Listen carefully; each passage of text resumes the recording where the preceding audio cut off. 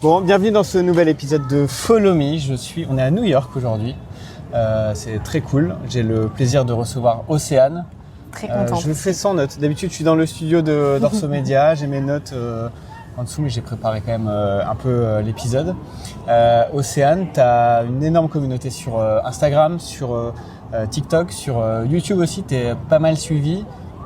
Beaucoup de ton contenu tourne autour de la course à pied, de la préparation physique. Tu veux déjà nous parler un peu de ça, ce sujet, qu'est-ce qu'il représente pour toi? C'est quoi? Je trouve que déjà le sport, c'est quelque chose qui relie un peu tout le monde. On a tous une relation avec le sport parce que même si on n'est pas des grands sportifs, on a tous consommé du contenu sportif ou participé à une activité sportive à un moment dans notre vie. Et je trouve qu'on oublie parfois un peu le plaisir et les bienfaits du sport dans la santé mentale et c'est quelque chose qui m'intéresse extrêmement parce que c'est sûr que quand tu es à l'école ou qu'on te force un peu à faire une pratique sportive qui te plaît pas forcément, ça peut créer des mauvais souvenirs ou même parfois certains font du sport pour les mauvaises raisons et ça détache un peu du principe du sport qui est de se faire de se créer une meilleure relation avec nous-mêmes et c'est un truc qui m'intéresse énormément et je trouve qu'il y a plein de choses à découvrir. Tu as toujours été très sportive? Ouais, en vrai pas mal. J'ai fait beaucoup d'équitation quand j'étais petite. Après j'ai un peu abandonné quand j'étais collège-lycée, j'avais pas vraiment une pratique sportive très régulière, enfin à part au lycée et au collège quoi. Et après je suis rentrée en école de commerce et là les premières années c'est un peu n'importe quoi, tu fais pas forcément beaucoup de sport et puis t'as pas la meilleure santé, même physique de ta vie, quoi. Et après, je me suis vraiment mis au sport en deuxième année, je dirais, ouais. Et à quel moment tu as commencé à partager du contenu sur tes réseaux autour du sport? Comment ça t'est venu? Je pense que c'était ma deuxième année, du coup, en école de commerce. J'étais, pendant cette année-là, en campagne du bureau des élèves. Et du coup, c'était une campagne qui était extrêmement demandante en temps et en énergie et je passais mes journées à faire ça, mon temps libre à faire ça, mes nuits à faire ça. Mon cerveau était occupé par ma campagne et en fait on a perdu la campagne et du coup du jour au lendemain j'avais plus d'occupation. En fait mes journées qui étaient rythmées par ça n'étaient plus rythmées par ça et je me suis remis au sport à ce moment-là parce que c'était quelque chose que j'avais plus le temps de faire surtout pendant la campagne et je me suis dit en vrai pourquoi pas créer du contenu parce que j'ai le temps et parce que c'est quelque chose qui m'a toujours plu et pourquoi pas essayer. Et c'est à ce moment-là que je me suis dit que j'avais envie de me lancer et je me suis lancée à ce moment-là. Donc on est à Central Park ici, on a eu le plaisir de courir ensemble tout à l'heure, on a fait 7 petits kilomètres, c'était très cool. C'est vraiment ton terrain de jeu ici. Ouais. Beaucoup de tes contenus tournent autour de Central Park. Je crois qu'il y a une fois où tu as essayé de courir ailleurs, ouais. le long de Hudson, ouais, c'est ça. T'as pas kiffé du tout, mais c'est un peu ton jardin. C'est ici. mon jardin, c'est carrément mes quais quand j'étais à Paris, ma petite ville quand j'étais dans le 78. Enfin, c'est mon terrain, vraiment. Bon, je le partage avec des centaines de personnes, des milliers de personnes même tous les jours, mais c'est vraiment une petite zone et je trouve que ça fait du bien parce que comme j'ai grandi dans la campagne, dans une ville comme New York, c'est très... T'as l'impression d'être dans un bocal en fait parce que tu sors et t'as des immeubles partout, t'as l'impression d'être enfermé alors qu'en fait c'est énorme. Et du coup, pouvoir avoir ce parc énorme dans une ville, c'est une chance et j'avais besoin de me connecter un peu à la nature en passant par le parc. Le sport est très présent quand même auprès des New-Yorkais. Il y a quand même beaucoup de New-Yorkais qui courent, qui font de plus en plus de vélo aussi. Donc c'est ancré dans la ville, non? Carrément. Déjà, ils ont une grosse culture du sport. S'ils ne pratiquent pas du sport, ils consomment énormément de sport. Mais c'est vrai que les Américains il y en a beaucoup qui sont très sportifs et à New York, c'est vrai que c'est une vraie communauté de sportifs. New York, de toute façon, Central Park avant 8h30, 9h appartient aux coureurs et aux cyclistes. Il n'y a que ça. Il n'y a personne d'autre. Je dirais que l'Hudson aussi, c'est quand même très, très, très coureur. Il y a moins de cyclistes, mais même s'il y a une piste, c'est quand même très, très coureur, ouais. À quel moment tu as compris qu'il se passait un truc avec tes réseaux? À quel moment tu t'as vu que ça prenait une ampleur très importante et que tu passais dans la catégorie gros créateur de contenu? Je pense que pendant très longtemps, pour moi, c'était plus quelque chose à faire pour m'occuper. Je dirais, quand je me suis lancée en 2022, on va dire, à peu près. En fait, j'ai commencé 2021 vers la moitié, mais j'ai presque rien fait au début. Et après 2022, c'était quand même très plaisir. Et le moment où vraiment ça a pris plus d'ampleur dans ma vie que juste un passe-temps qui me permet de faire des vidéos pour passer mon temps libre, et que ça a vraiment pris plus de temps dans rien ne serait-ce que ma façon de réfléchir et mon idéation au cours de la journée, le fait que je me pose pour noter des idées, etc., que ça a un vrai impact, je pense que c'est plus en fin 2023, ouais. Il n'y a pas une ou deux vidéos qui ont changé le game, qui t'ont fait passer à un stade supérieur en termes de, je sais pas, de vues, de nombre d'abonnés? Je pense que il y en a 2 que j'ai postées qui, je pense, ont fait monter en tout cas mon Instagram d'un coup, ou en tout cas qui m'ont débloqué un truc en me disant ah, peut-être qu'il y a un truc à faire. C'est une vidéo où j'ai couru 18 km sur un tapis à Fitness Park. Ok.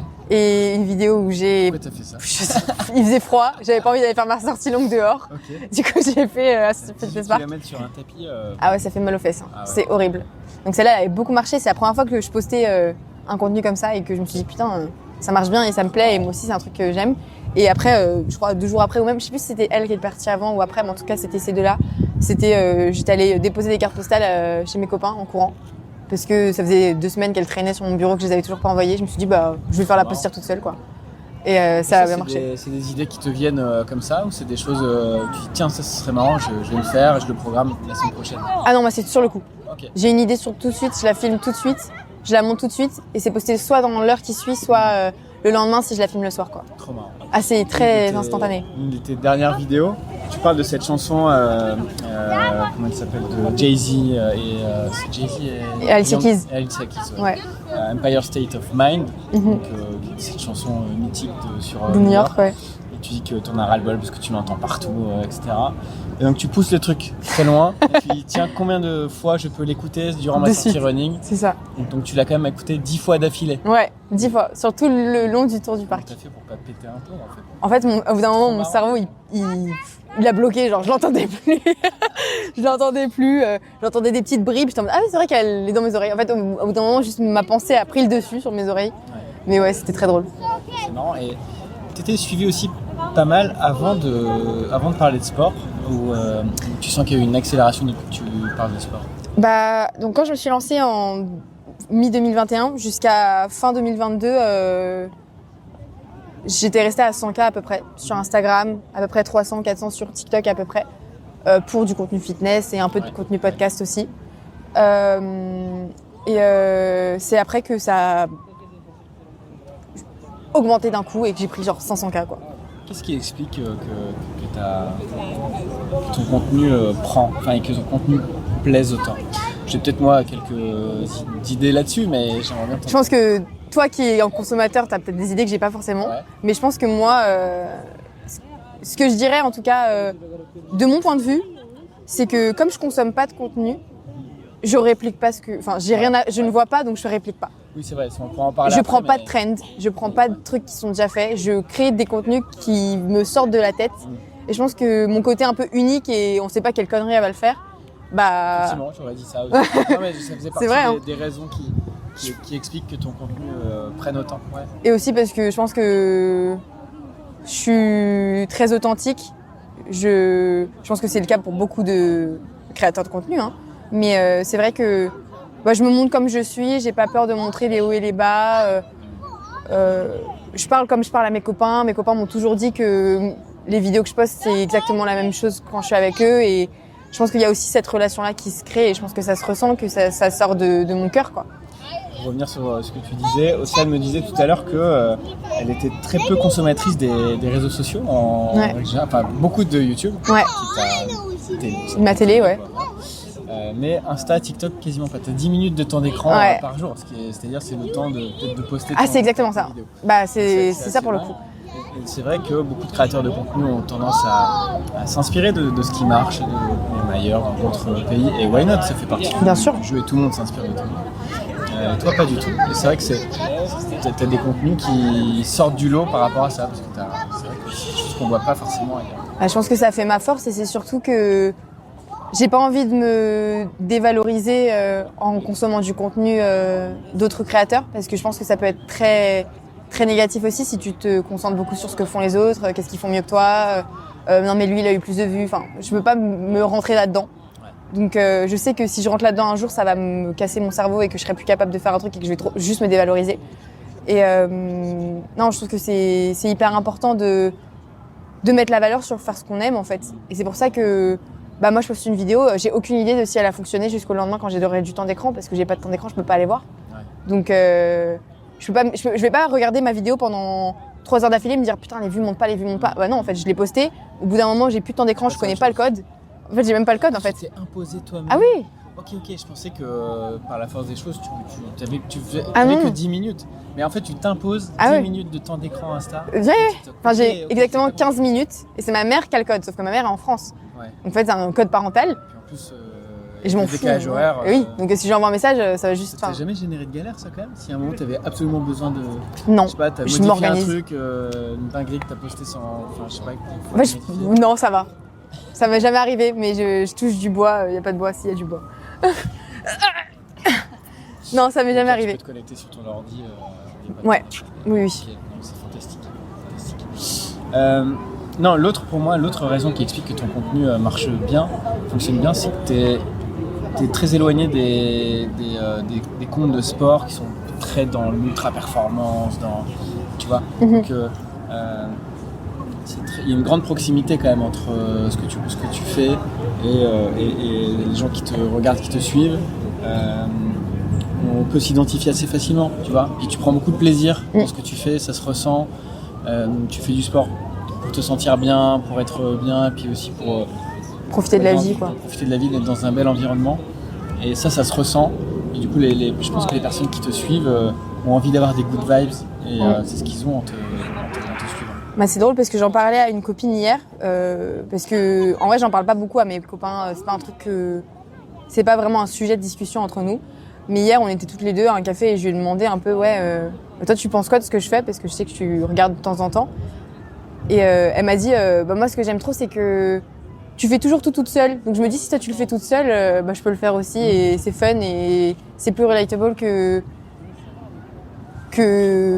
voir du contenu hyper performant ou hyper produit qui est pas très relatable, et je pense que c'est aussi sympa. Comment t'as appris tout ça toute seule? Tuto YouTube, tu vois, tu montais les montages, j'imagine. Ouais, CapCut, mais en fait c'est hyper intuitif. Franchement, et puis mon montage, il pète pas 3 pattes un canard. Je coupe des vidéos, je mets vite fait du texte. C'est pas. Non, mais au-delà de l'aspect technique, il y a aussi un sens du montage, un sens éditorial, tu vois, qui est important sur le rythme à donner, les enchaînements, les trucs. Tu vois, c'est peut-être aussi le fruit de l'expérience, j'imagine. Je marche beaucoup à l'intuition et au feeling. Je suis pas très statistique, je suis pas très. Faut qu'une vidéo dure tant et que dans les 3 premières secondes tu dis ça, sinon. Non, enfin franchement, pour moi, je poste une vidéo si je la sens en fait. Est-ce que je sens que je l'aime bien? Est-ce que je sens qu'elle me plaît? Est-ce que c'est une vidéo dont je suis fière? Et là, je la poste. Après, il y a plein de vidéos qui répondent pas du tout au code que j'ai fait et qui ont ultra performé juste parce que c'est des vidéos que j'adore et des concepts que j'ai adoré filmer et qui pourtant ne répondent à aucun code. Alors qu'il y a des vidéos où peut-être je suis allée un peu plus essayer de tester des codes qui fonctionnent et qui au final marchent pas du tout, peut-être parce que c'était pas mon code et que c'était pas ce qui me plaisait. Tu me disais aussi tout à l'heure que tu étais à la fac ici, à la NYU. C'est une fac qui est très sélective, très compliqué d'y rentrer, les démarches sont assez lourdes. Tu es dans un cursus de sport business et tu me disais que, a priori, quand même, le fait que tu aies cette grosse communauté autour du sport sur Instagram a favorisé ton entrée. Je pense, ouais. Le sujet là-dessus, c'est intéressant de voir comment tout le travail que tu peux faire en ligne de création de contenu peut aussi être un super levier dans la vraie vie, pour des choses beaucoup plus traditionnelles, institutionnelles.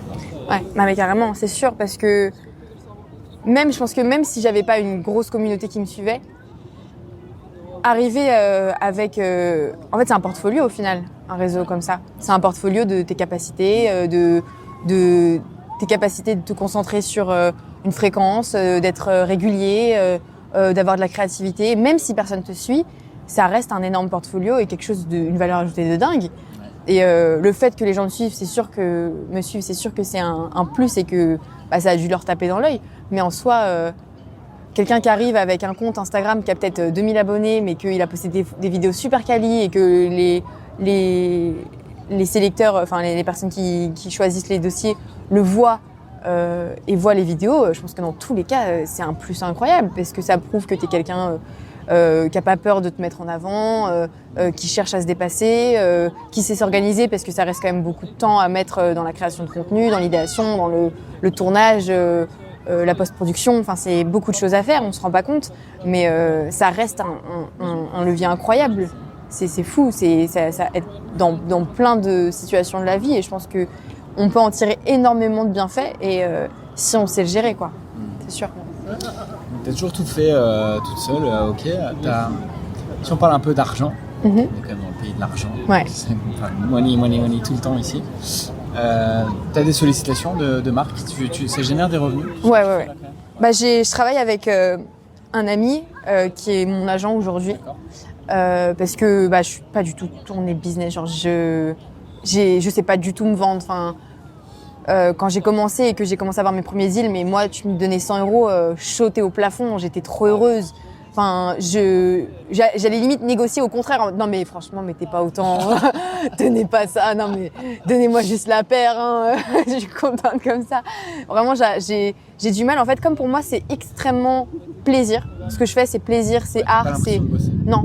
Je me vois pas vendre mon contenu. Et puis même comme mon contenu, c'est très moi, c'est ma personne, c'est ce que j'aime, c'est ce que je fais, c'est très authentique. J'ai pas envie de me mettre un prix sur moi-même. Ouais, je comprends. Et du coup, je trouve que c'est trop dur de se mettre un prix en mode ok, 3 heures de moi et une vidéo de moi, ça vaut tant. Enfin, ça reste moi, ça reste ma personne.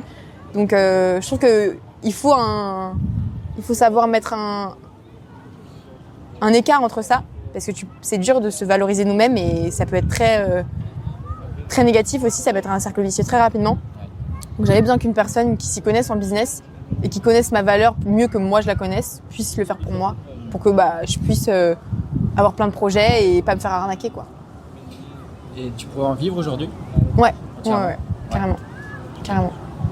Tu veux nous donner quelques chiffres ou Je sais même pas si je suis autorisée en fait en termes de contrat. Non mais t'as quoi, tu peux te sortir un salaire, enfin. Ouais. Okay. Ouais. En vrai, c'est quand même très très varié. Parce que tu sais, t'as des mois où tu vas gagner 1000 balles parce que personne t'a payé à temps, comme t'as des mois où tu vas recevoir 20 000 parce que il y a 3 mois de collab qui tombent d'un coup, tu vois. Donc c'est vraiment, ça change. Et puis les réseaux. Ça va changer ta vie aussi ici, d'avoir cet argent. J'ai envie de dire bonus, non, parce que tu le dépenses très vite ici, ouais. Mais le niveau de vie ici, le coût de la vie ici est tellement élevé. Ouais. Limite, peut-être si tu n'avais pas cet apport. Mais je pourrais pas être là. Tu pourrais pas être là. Je pourrais pas. Là, typiquement, pour donner un chiffre, je suis dans mon groupe d'amis, je suis celle qui paye le moins cher le logement. Je paye 1 600 € pour une chambre. Okay. C'est même pas un studio. Ouais. Alors qu'à Paris, tu as 2 pièces chez l'habitant, quoi. J'ai une chambre, j'ai pas mes toilettes, j'ai pas ma cuisine, j'ai pas mon salon, j'ai ma chambre qui fait 1,5 m sur 3 mètres pour 1 600 balles. Ah non. Vraiment 1,5 m sur 3 mètres? Je pense qu'elle doit faire 2 mètres sur 4-5 max. Ok, 8 mètres carrés, quoi. Ouais, vraiment que dalle. Okay. 1 600 balles. 1 600 balles. Et je suis la moins chère. Hein. Quand j'ai dit ça à mes potes, ils étaient mais comment tu payes pas 2000 balles, genre? Comment?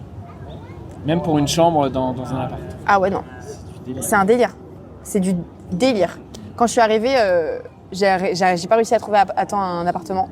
Donc j'ai dû prendre un Airbnb pendant 1 mois. Devinez combien j'ai payé? Un studio. Airbnb pendant 1 mois?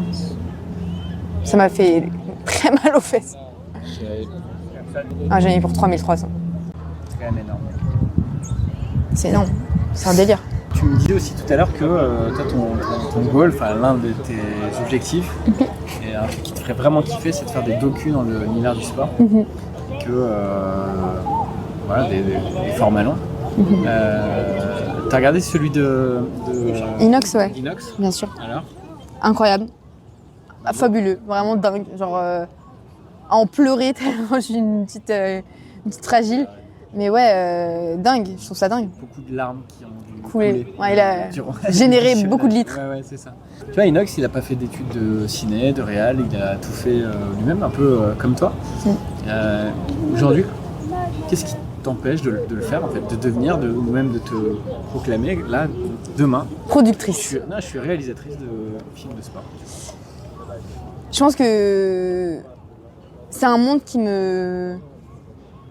m'intéresse depuis extrêmement longtemps et qui est un peu lointain pour moi depuis très longtemps. Genre, je le vois un peu comme la Joconde qui est derrière une vitre et que t'admires et que tu dis elle est vraiment stylée.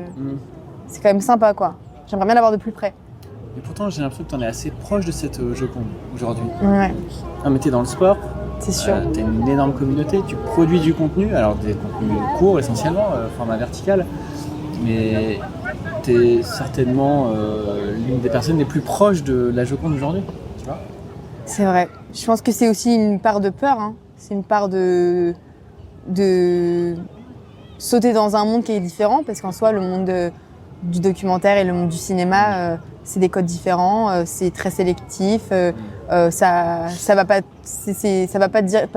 passer par quatre chemins, quoi. Ils vont te dire s'ils te veulent ou ils te veulent pas, et ils vont te dire si t'aimes ou t'aimes pas, quoi. Pour toi, docu, c'est égal à celle de cinéma, pour moi, ouais. Netflix, plateforme. Ah ouais, pour moi, il y a énormément de documentaires qui se rapprochent du cinéma, quoi. Et c'est étonnant que tu dises ça parce que t'es biberonné à YouTube. Ouais. Tu regardes YouTube toute la journée. Donc on a bien vu avec Inox que tu vois, son support de diffusion principal, ça reste quand même YouTube ouais. aujourd'hui. Et il a eu une diffusion en salle, mais tu sens que c'était un peu plus une opportunité et un coup aussi qu'il a fait. Et au regard aussi de la matière et du film, c'est sûr que ça s'y prêtait, tu vois, de voir ces paysages dingos dans des conditions comme celle-là. Aussi belle. Donc effectivement, ça c'était cohérent. Mais tu pourrais très bien demain produire des films qui sont exclusivement distribués sur YouTube. Ouais, c'est vrai. Tu es déjà en relation avec des marques. Ouais. Tu pourrais trouver des financements aussi assez facilement. C'est sûr. Je suis en train de te dire que le monde est ouvert, tu quoi. peux le faire là, maintenant, en fait. Ouais, c'est sûr. Ah, mais si je prends le parallèle avec ce qu'on a fait avec Matt en juin sur le GR20, c'est parti d'un délire. On s'est dit, moi je suis né en Corse, donc j'ai fait plusieurs fois le GR20, et puis je me suis dit, j'ai dit à Matt, vas-y, la dernière fois que je l'ai fait, j'ai dit à Matt, viens, on y va ensemble, on le fait en 5 jours. Bon, au final, on est arrivé sur 7. Et on s'est dit, mais il faut qu'on montre tout ça, il faut qu'on fasse un film là-dessus, les paysages sont dingues, et puis ça va être marrant de suivre notre préparation, comment on a organisé. Et on s'est dit, ok, bon. Et en fait, on est devenu réalisateur. producteur de films, d'un film sur le sport ou sur l'outdoor, en l'espace de 17 secondes, je pense. Non, mais c'est ça, hein. C'est vrai, hein, j'en parle souvent, mais on est à une petite décision de changer le cours des choses. On est plus éloigné que toi, je veux dire, ouais. de tout ça. Parce que nous, on n'était pas du tout identifiés dans le sport, encore moins sur YouTube. Ouais. La prochaine fois qu'on se voit, t'es à Tribeca et tu présentes ton film. Arrête de me faire arrête de me faire de l'œil comme ça, là. C'est quoi la suite pour toi, là, ici À New York ? Ouais. Faire mes études, profiter à fond. Moi, je suis là pour profiter, c'est un rêve de gamine que je vis, donc le principal pour moi, c'est profiter de New York. Si j'arrive à en faire profiter ma communauté en postant des vidéos, je suis très contente. Mais ma priorité, c'est kiffer mon moment parce que j'ai trimé toute mon adolescence et ma vie de jeune adulte pour arriver ici. Donc je veux pas en ressortir avec des regrets. Ça, c'est ma priorité. Donc visiter un max, profiter un max, me créer des souvenirs incroyables, rencontrer des gens, visiter les États-Unis, avoir des connaissances que je pourrais réutiliser dans ma vie. Pour moi, ça, c'est ma priorité numéro 1. Et après, en vivant, je trouve qu'on touche des choses qu'on n'aurait pas vues si on vivait pas vraiment. Donc c'est ça aussi. Je me dis, la plupart des opportunités de ma vie et les choses que j'ai réussi à faire, c'est quand j'étais présente et que j'ai su saisir des choses. Donc je me dis, c'est en vivant que j'arriverai à voir où j'irai. Et franchement, je me pose pas trop de questions. Je fais très confiance à ce qui se passe quelque part pour mettre les choses sur mon chemin et les gens sur mon chemin. Et on verra. Écoute, continue de le faire avec autant de spontanéité, de naturel. C'est vraiment un plaisir de voir tes merci, c'est trop gentil. Sur les plateformes, de le partager avec tout le monde. On te souhaite d'aller au bout de tes rêves et vraiment j'ai hâte d'être assisté à la projection de ta mon premier docu. film. Je t'inviterai. Très hâte. Salut Océane. Ciao, merci beaucoup.